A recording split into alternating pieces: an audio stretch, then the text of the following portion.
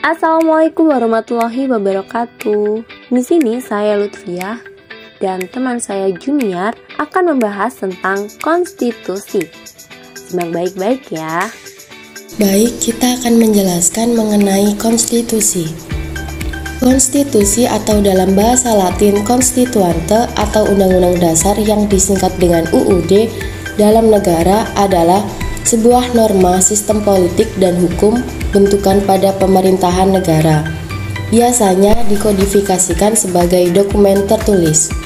Secara umum terdapat dua macam konstitusi, yakni yang pertama konstitusi tertulis dan yang kedua konstitusi tidak tertulis. Hampir semua negara di dunia memiliki konstitusi tertulis atau undang-undang dasar yang pada umumnya mengatur mengenai pembentukan, pembagian wewenang, dan cara bekerja berbagai lembaga kenegaraan serta perlindungan hak asasi manusia. Negara yang dikategorikan sebagai negara yang tidak memiliki konstitusi tertulis adalah Inggris dan Kanada. Di kedua negara ini, aturan dasar terhadap semua lembaga-lembaga kenegaraan dan semua hak asasi manusia terdapat pada adat kebiasaan dan juga tersebar di berbagai dokumen, baik dokumen yang relatif baru maupun yang sudah sangat tua seperti Magna Carta yang berasal dari tahun 1215 yang memuat jaminan hak-hak asasi manusia rakyat Inggris.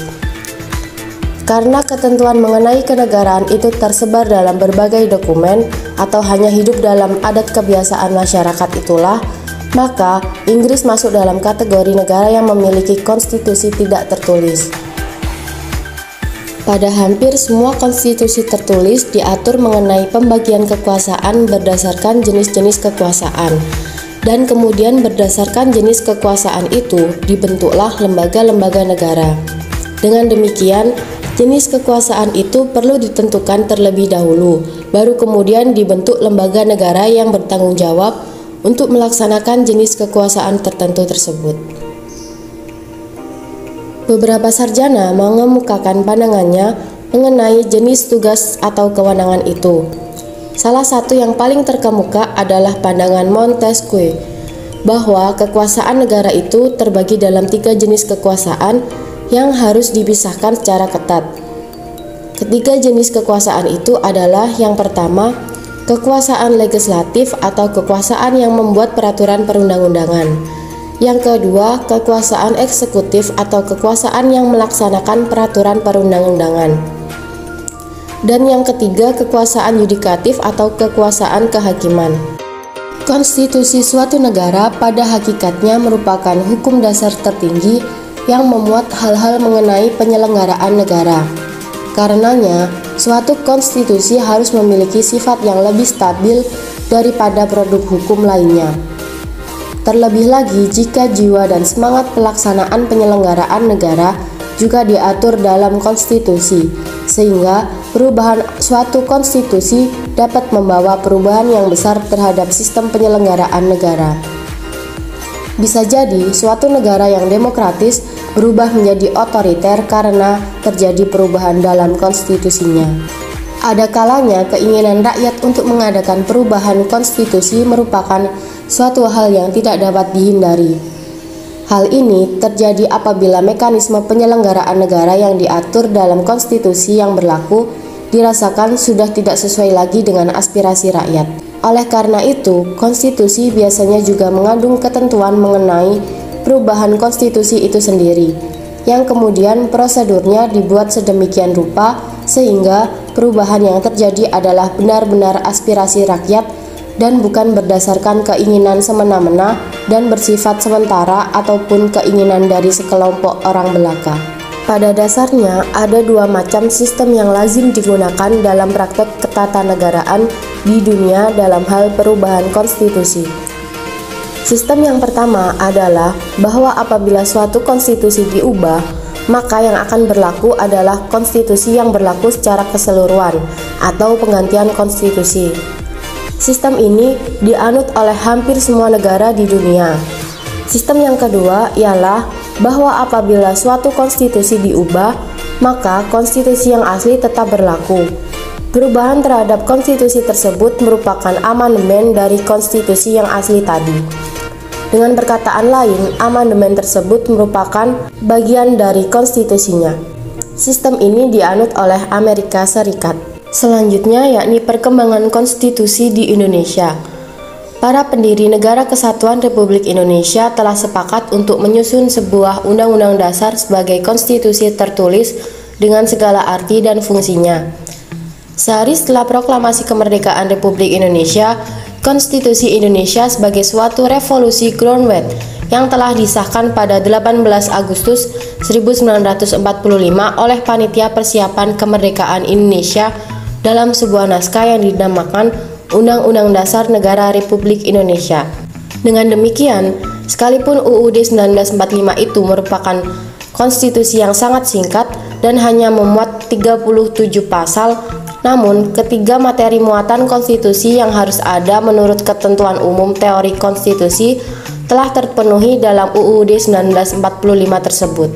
Perubahan UUD 1945 kemudian dilakukan secara bertahap dan menjadi salah satu agenda sidang tahunan MPR dari tahun 1999 hingga perubahan keempat pada sidang tahunan MPR pada tahun 2002. Bersamaan dengan kesepakatan dibentuknya Komisi Konstitusi yang bertugas melakukan pengkajian secara komprehensif tentang perubahan UUD 1945 berdasarkan ketetapan MPR nomor 1/MPR/2002 tentang pembentukan Komisi Konstitusi. Dalam sejarah perkembangan ketatanegaraan Indonesia, ada 4 undang-undang yang pernah berlaku, yakni yang pertama, penetapan Undang-Undang Dasar 1945, yang kedua, penetapan Konstitusi Republik Indonesia Serikat, yang ketiga, penetapan Undang-Undang Dasar sementara 1950, dan yang keempat, penetapan berlakunya kembali Undang-Undang Dasar 1945. Perubahan UUD 1945. Salah satu keberhasilan yang dicapai oleh bangsa Indonesia pada masa reformasi adalah reformasi konstitusional.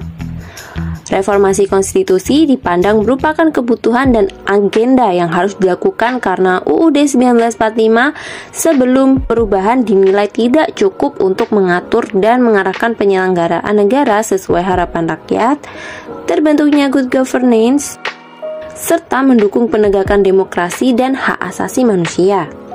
Perubahan UUD 1945 dilakukan secara bertahap dan menjadi salah satu agenda sidang MPR dari 1999 hingga 2002.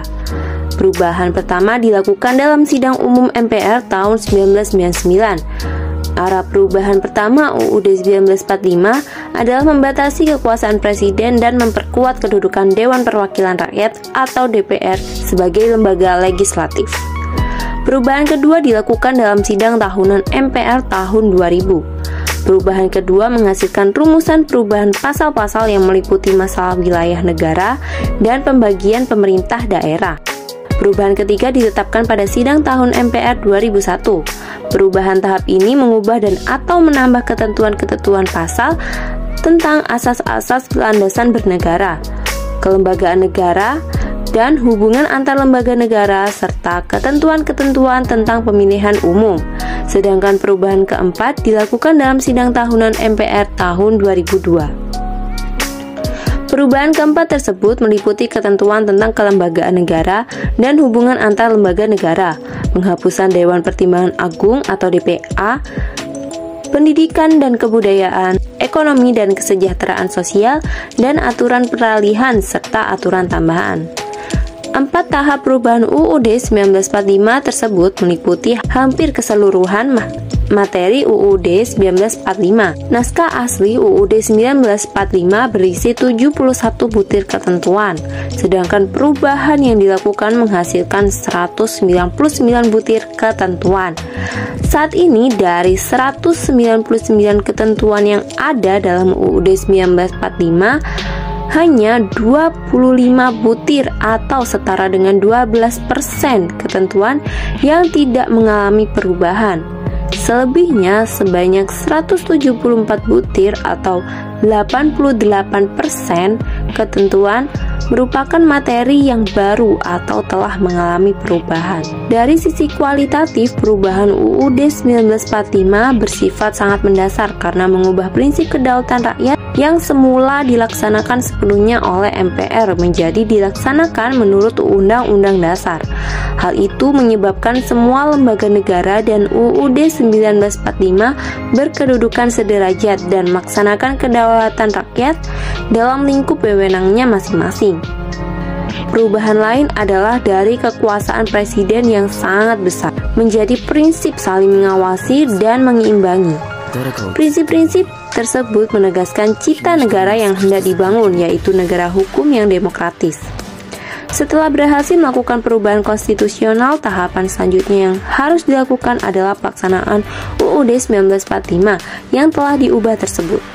Pelaksanaan UUD 1945 harus dilakukan mulai dari konsolidasi norma hukum hingga dalam praktik kehidupan berbangsa dan bernegara. Sebagai hukum dasar, UUD 1945 harus menjadi acuan dasar sehingga benar-benar hidup dan berkembang dalam penyelenggaraan negara dan kehidupan warga negara. Konstitusi sebagai piranti kehidupan rakyat yang demokratis. Sebagaimana dijelaskan di awal bahwa konstitusi berpesan sebagai sebuah aturan dasar yang mengatur kehidupan dalam bernegara dan berbangsa, maka sepatutnya konstitusi dibuat atas dasar kesepakatan bersama antara negara dan warga negara. Konstitusi merupakan bagian dan terciptanya kehidupan yang demokratis bagi seluruh warga negara.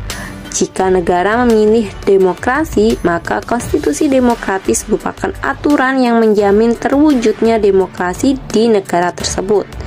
Setiap konstitusi yang digolongkan sebagai konstitusi demokratis haruslah memiliki prinsip-prinsip dasar demokrasi itu sendiri. Itu dia materi tentang konstitusi dari kami. Semoga bermanfaat ya. Wassalamualaikum warahmatullahi wabarakatuh.